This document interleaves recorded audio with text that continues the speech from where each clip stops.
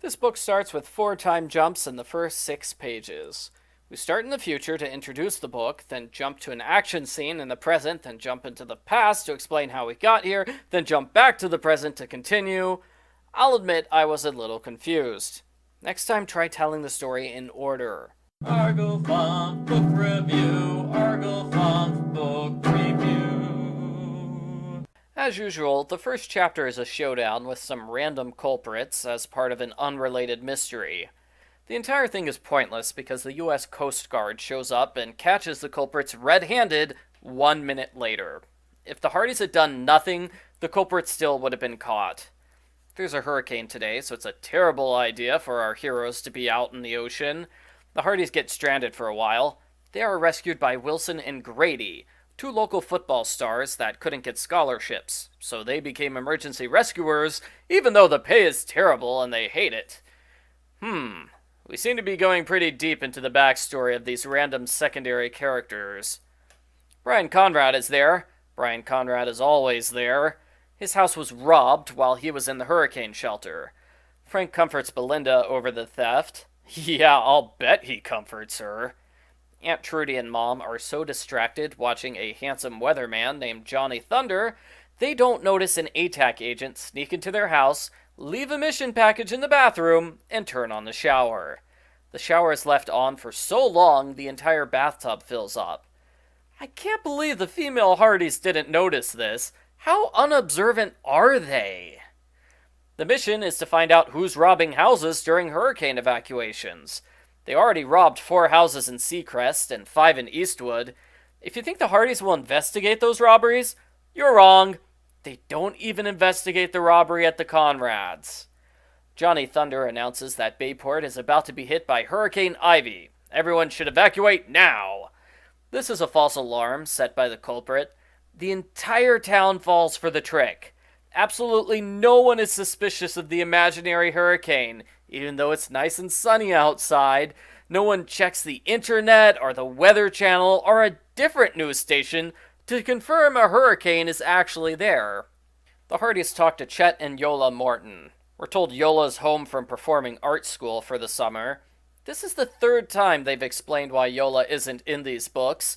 It's awkward how they repeatedly bring Yola back to say why she's not around. They easily could have said she's away at school and left it at that. Yola doesn't have much of a role in this book. She says 1 sentence about Chet's new Z-Box gaming system. Chet is robbed. The Hardys hear the burglars talking in Chet's house, but since the Hardys aren't good secret agents, they don't recognize the culprits' voices. The burglars escape through the back door, and we're told there are no more burglaries that day. It seems a bit odd that they went through all the trouble of creating a fake hurricane emergency just to rob Chet. Later, on page 72, we get told the culprits robbed 20 houses that day. Continuity! Frank and Joe interview Johnny Thunder, who is so self-centered there's no way he'd ruin his reputation just to get a Z-Box. Johnny accuses Irwin Link. Irwin has a major grudge against Johnny, and neither of them appear again. A real hurricane hits.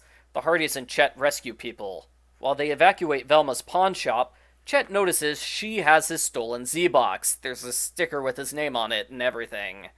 They report the theft to the police. 2 mean rookies named Welch and Warner refuse to follow up on the theft because they don't care. Jerks. The Hardys visit Velma, who's just been poisoned. She says the culprit's name starts with the letter W. The Hardys get an email from the culprit. The email has 3 lines, which read, "Incoming transmission." Email doesn't work like that. The culprits sign the email as W, which makes no sense at all, because the culprit wasn't there to hear Velma's dying words. Why did the culprit give away their initial to the Hardys? The Hardys should put their tech guy in charge of finding the culprit from the email, but they don't. They break into Velma's and find a secret drawer, which says all the stolen goods are in Warehouse 13. This would be a good time to tell ATAC or the police. Instead, the Hardys sit on their butts and do nothing for the next 10 days. Our heroes. There's another fake hurricane warning. When the Hardys try to warn people, they're arrested by the 2 bad cops. The Hardys run away from the police, and the book pauses the story for a moment to warn readers you should never do this in real life. Do not resist arrest or argue with police officers. Not unless you're a secret agent like the Hardy Boys. The radio reports that Hurricane Jason is a fake, but the real Hurricane Joe is about to hit the town in 5 minutes. It's a total coincidence that the culprits reported a fake hurricane 5 minutes before a real hurricane. That is crazy timing, and I'm surprised that the radio is quibbling so much about the fake hurricane warning. So what if the local news got the name and time of the hurricane wrong? It's still a good thing they called for evacuation. In another hard-to-believe coincidence, the culprits start robbing houses on the Hardy street, so Frank and Joe don't need to search for them. They look out the window and say, "Oh hey, the culprits are right there." The culprits are Wilson and Grady. They blame the town because they didn't get football scholarships, which is not fair. According to the suspect profiles, Grady's scholarship was rejected due to bad grades, and Wilson's scholarship was rejected because he's too short to play football. So it's not the town's fault they didn't get scholarships. Besides, if the entire plot was revenge against Bayport, why did they rob 2 other towns first? I'm also surprised they're good enough with computers to hack the weather service, but not good enough to get jobs or computer scholarships. There is a long fight sequence as the Hardys try to escape by throwing heavy items at the culprits. The culprits recover easily since they're burly football players. The hurricane interrupts, and all 4 of them get saved by an emergency rescue team. The book finishes by saying Aunt Trudy's real name is Gertrude. She shortened it to Trudy because Hurricane Gertrude destroyed half of Bayport one year. She got sick of being teased over it. That's a good explanation, even if it contradicts the second graphic novel. Continuity. The end. Post-book follow-up.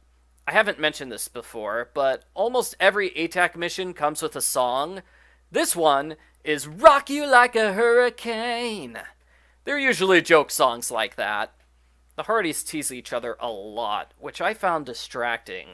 Frank keeps making jokes about Joe's hair, and when they search a warehouse, he makes 4 jokes in 2 pages about Joe is super dork. I liked their teasing in book 8, but not this book. I found it distracting in this one. This is the 3rd book in a row where someone dies partway through. I complained about this with the graphic novels. It's not effective when you have the same plot twist in every book. Readers can see it coming. In the same way, it's super easy to tell who the culprit is when the culprit is always the 5th character who's not given a suspect profile. This book is 20 pages longer than normal. I was originally going to give this book a 5 out of 10 because it's average for this series, and I liked it a little less than the last book, which got a 6. I'm going to take off an extra point for typographical errors. Chapter 2 is narrated by Frank, but it has Joe's heading. Also, the word damn is misspelled. If a casual reader like me can notice multiple mistakes, it's a sign they need to do better proofreading. I give Hardy Boys Undercover Brothers number 11, Hurricane Joe, a 4 out of 10.